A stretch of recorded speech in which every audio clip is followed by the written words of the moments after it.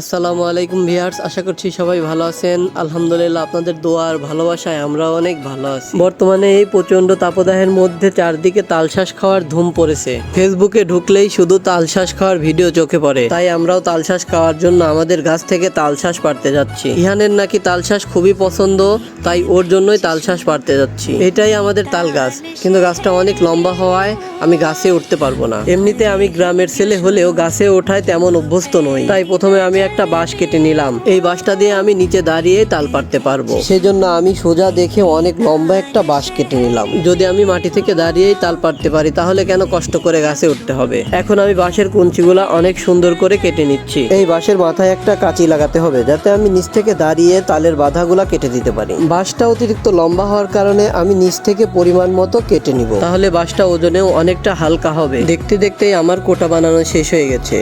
এখন আমি কোটার মাথায় একটা কাঁচি লাগিয়ে নিলাম। এরপর আমি কোটাটা গাছে তুলে দিলাম। এরপর দেখে আমার কোটাটা গাছের মাপ মতো একদম সমান সমান হয়েছে। এখন শুধু ভালোভাবে দেখে তালের বাধাতে কাঁচি বাজিয়ে কেটে দিব। যেহেতু আমাদের গাছের তাল এখনো পুরোপুরি বড় হয়নি, তাই যে বাধা একটু বড় হয়েছে সেই বাধাই কাটার চেষ্টা করব। দেখতে দেখতে আমি এক বাধা তাল অনেক সহজে কেটে ফেলেছি। এত সহজে এত অল্প সময়ে তাল কাটতে পারবো আমি কখনো ভাবতেও পারি নাই। দেখুন তালগুলা কত সুন্দর, কিন্তু একটু ছোট ছোট। আরো কিছুদিন পরে পারলে হয়তো ভালো হতো। যেহেতু তালগুলা অনেক ছোট, তাই আজকে আর পারবো না, এই এক বাধাই খেয়ে দেখি। এদিকে ইহান একটা তাল নিয়ে দৌড়াদৌড়ি পারতেছে। ও হয়তো ভাবতেছে এটাও আমের মতো পুরাটাই খাওয়া যায়। ও গত বছরও তাল খেয়েছিল, কিন্তু তখনও অনেকটাই ছোট ছিল, তাই হয়তো পুরাটা মনে নেই। অবশেষে আমরা তালগুলা নিয়ে আমাদের মাচালে চলে আসলাম। এখন আমরা সবাই মাচালে বসে তালগুলা কেটে খাবো। এবারকার বছরের প্রথম আমরা তালশাঁস খাচ্ছি। তালশাঁস খুবই মজাদার একটা ফল। এই ফলটা সবাই খুবই পছন্দ করে থাকে, কিন্তু বর্তমানে এই গাছের সংখ্যা প্রতিনিয়ত কমে যাচ্ছে। ফল যতই পছন্দের হোক না কেন, বর্তমানে এই গাছ কেউই রোপণ করতে চায় না। আমাদের এই গাছগুলো আমার দাদির হাতে লাগানো ছিল। আমার দাদি বেঁচে নেই, কিন্তু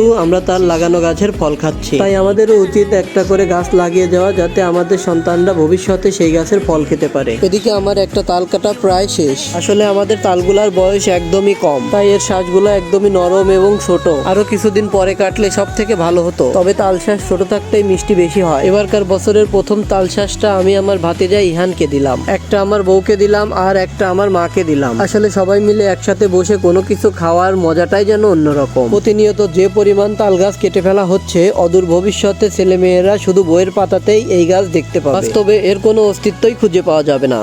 তাই আসুন আমরা বাড়ির চারপাশে রাস্তার ধারে বেশি বেশি তাল গাছ রোপণ করি, পরিবেশের ভারসাম্য রক্ষা করি, সবুজ শ্যামল দেশ গড়ি। আজকের মতো এ পর্যন্তই। পরবর্তীতে আবার দেখা হবে নতুন কোনো ভিডিও নিয়ে। সে পর্যন্ত সবাই ভালো থাকবেন, সুস্থ থাকবেন। আল্লাহ হাফেজ।